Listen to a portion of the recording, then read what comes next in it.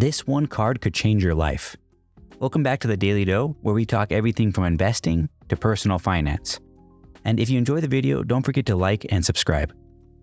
Today, we're going to be discussing the Bilt Mastercard and why it probably won't change your life, but it does offer a pretty unique opportunity if you rent. Which, according to a quick search on Google, about 44 million households still do. And one of those households is mine. My wife and I, we rent. And every month, it's annoying to see a huge chunk of money leave our account. But we need a place to live, so that's life. But what if paying rent could fund your next night out, your next home project, or even your next vacation? Enter Bilt, a card that allows you to earn points for paying rent. Look, you're already dropping the money anyway, so you might as well get something back.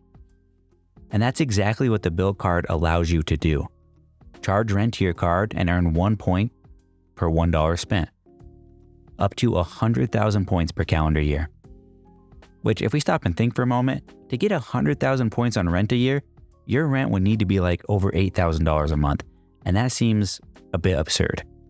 Like, what are you even renting at that point?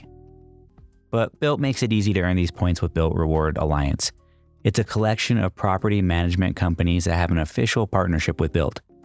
So what's the best way to know if you live at a Bilt Alliance property? Well, just ask your property manager. They'll be able to tell you. But what if you don't rent from one of those property management companies?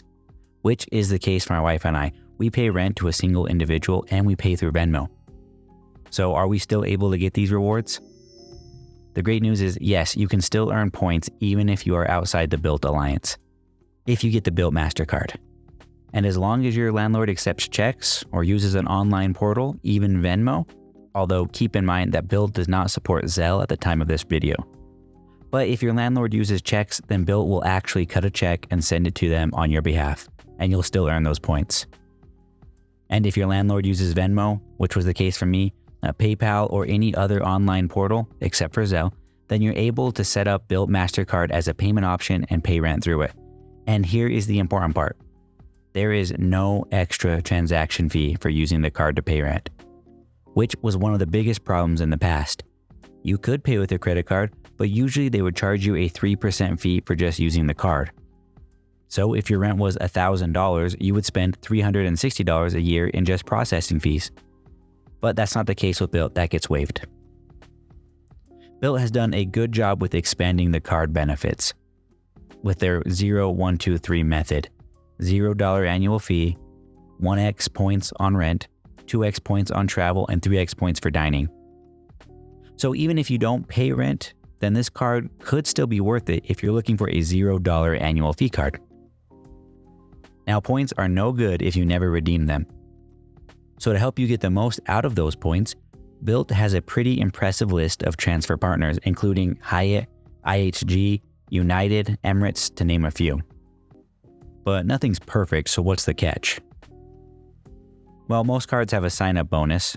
However, Bilt, as of right now, does not. But they kind of get around this with Rent Day.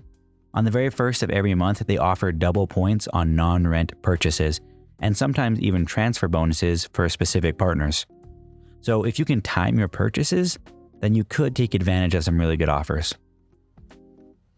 Another thing they do is they force you to use the card at least 5 times a month if you want to be eligible to earn points. However, rent does count as one of those 5 times. So what I've done is just put a small reoccurring charge like my Apple iCloud storage or other subscription-based services I use on the card and just have it auto-pay so I don't miss out on rent points for that particular month. But it's definitely something you need to keep in mind when you get this card. Now, one of the biggest drawbacks is the bank they've partnered with, which is Wells Fargo, who a lot of people have had issues dealing with in the past. And it seems to be a big complaint among many when reviewing this card. Now, I've never had an issue, but I've also only had the card for a little over a month. So I will keep you updated if I do have any issues. Overall though, if you rent, I think this is a no-brainer to have in your wallet. And I have put my referral link in the comments down below if you want to sign up and learn more. But what are your thoughts? Let me know in the comments down below.